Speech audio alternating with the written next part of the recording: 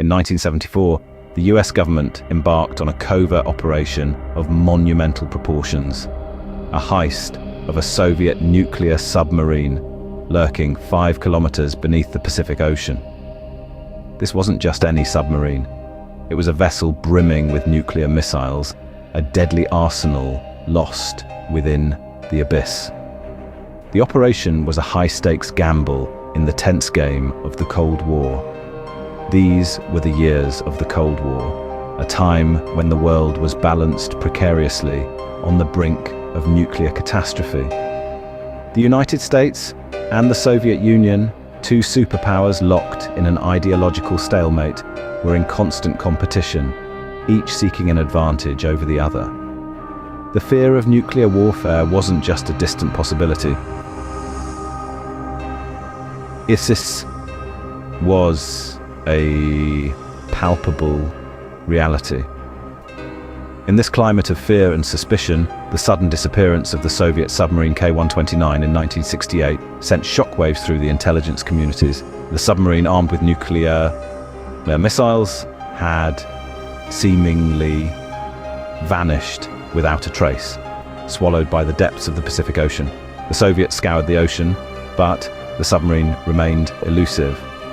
The Central Intelligence Agency, however, was not content to sit on the sidelines. They discovered the location of the sunken submarine before the Soviets did. The recovery of the submarine was not just about reclaiming a lost vessel. It was about gaining an upper hand in the Cold War. The submarine held secrets, codebooks, nuclear launch protocols, missile technology, information that could tip the balance of power. The task was formidable. The submarine lay nearly 5 kilometers deep in the ocean, under crushing pressure, beyond the reach of conventional recovery methods. But the CIA was not deterred. The challenge was not just to recover the submarine, but to do it secretly, without triggering an international incident, or worse, a nuclear war. The CIA did not send divers to retrieve the submarine. The depth and the secrecy required for the operation demanded an unconventional approach.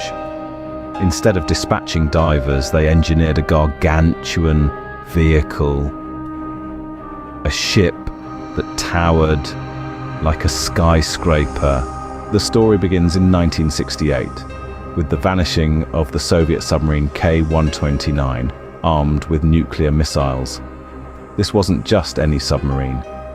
K-129 was a vessel of war, capable of raining nuclear devastation on any city in the world, and it had disappeared into the depths of the Pacific Ocean.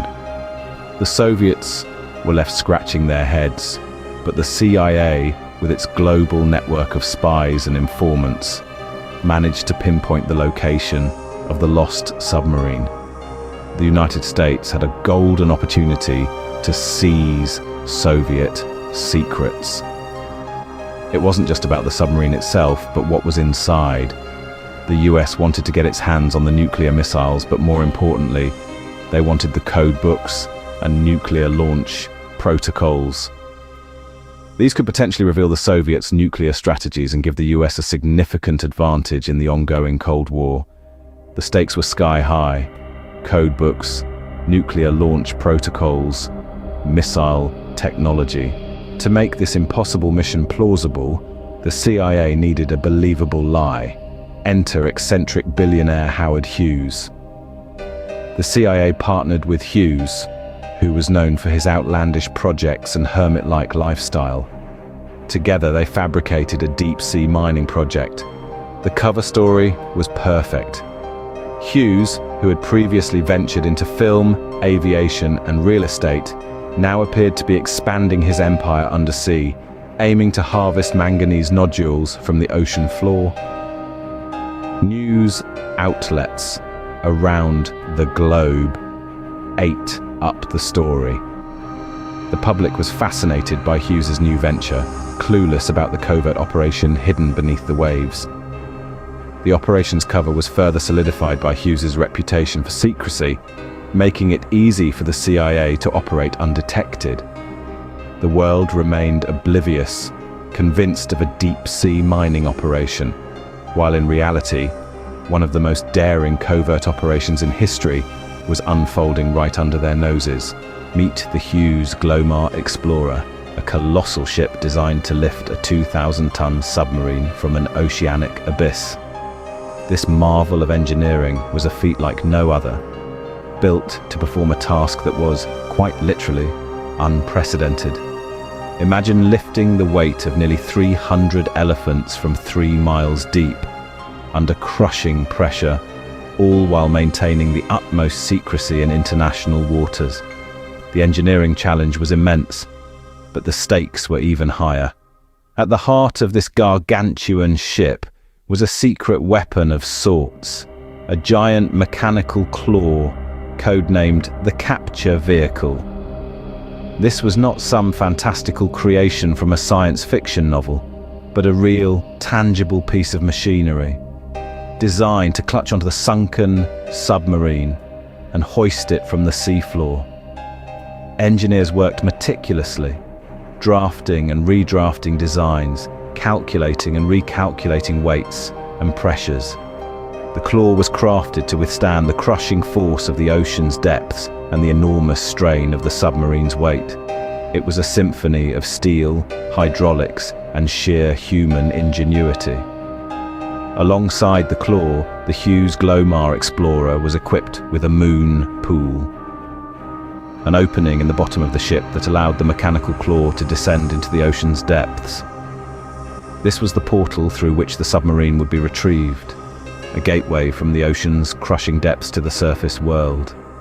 The ship's design was a masterstroke of engineering, but it was also a testament to human audacity. The task was daunting, the risks were high, and the world was watching. The engineers knew that failure was not an option. They were not just building a ship, they were constructing a lifeline to a relic of the Cold War, buried miles below the ocean's surface. As the Hughes Glomar Explorer took shape, it was clear that this was no ordinary vessel. It was a colossus, a titan of steel and innovation, born out of necessity and driven by the urgency of the Cold War. The line between science fiction and reality blurred. The year was 1974. The stage was set for the most audacious recovery attempt in history. The heart of the operation was the mechanical claw, a colossal device tasked with lifting a 2,000-ton submarine from the depths of the Pacific Ocean. The tension was palpable as the claw began its descent, 3 miles down into an abyss of crushing pressure and unforgiving darkness. Unknown to the crew aboard the Hughes Glomar Explorer, they were not alone in the vast expanse of the Pacific. Soviet vessels, unaware of the covert operation taking place under the waves, were nearby. The stakes were high. If discovered, the mission could escalate into a full-blown international incident, potentially even triggering World War III. As the claw grappled with the submarine, the impossible seemed within reach, but the ocean had other plans. The submarine, damaged and brittle from years under the immense pressure, started to break apart, and then catastrophe struck. Despite the setback, the CIA managed to retrieve nuclear torpedoes, bodies of Soviet sailors, and classified data. These items represented tangible proof of the Cold War's silent battles, waged beneath the waves. The nuclear torpedoes, advanced pieces of military technology, offered a unique insight into the Soviet Union's nuclear capabilities. But the recovery wasn't just about espionage or gaining a military advantage. The bodies of the Soviet sailors forever lost to the deep were also brought to the surface. In a solemn ceremony shrouded in secrecy, they were given a burial at sea, honoring their service and sacrifice. Their names, their faces, their stories, forever unknown, but their existence acknowledged and their passing mourned. The classified data retrieved a treasure trove of secrets remained locked away in the vaults of the CIA, a haunting reminder of the human cost of war. When journalists stumbled upon the operation, the government had a simple response: we can neither confirm nor deny. This was the government's first line of defense when the truth of Project Azorian began to seep into public consciousness. It was a deft dance of words, a non-denial denial that left the inquisitive more puzzled than before. This response was not just a one-off evasion. It became a strategic tool, a policy, a well-rehearsed line that government officials would parrot when faced with questions they'd rather not answer. It was a shield against the prying eyes of the world, a way to keep secrets without outright lying. And so, in the shadowy corridors of the CIA, amidst the echoes of covert operations and hushed whispers, a phrase was born. A phrase that would become as infamous as the operation it sought to shield. A phrase that would forever be known as the Glomar response. Thus was born the Glomar response. Project Azorian altered the landscape of espionage forever, igniting a deep-sea intelligence race. This audacious undertaking was not just a singular event in history. It was a catalyst, a spark that ignited a new frontier in the clandestine world of intelligence gathering. The depths of the world's oceans were no longer seen as insurmountable barriers, but as potential treasure troves of covert information. The game of cat and mouse between superpowers had a new playing field. Yet, despite its historical significance, Project Azorian remains shrouded in mystery. Even now, over 5 decades later, many details remain classified, locked away in the vaults of secrecy. The full extent of what was discovered and how it may have influenced the course of the Cold War is known only to a select few. Project Azorian proved that during the Cold War, even the ocean wasn't deep enough to hide secrets.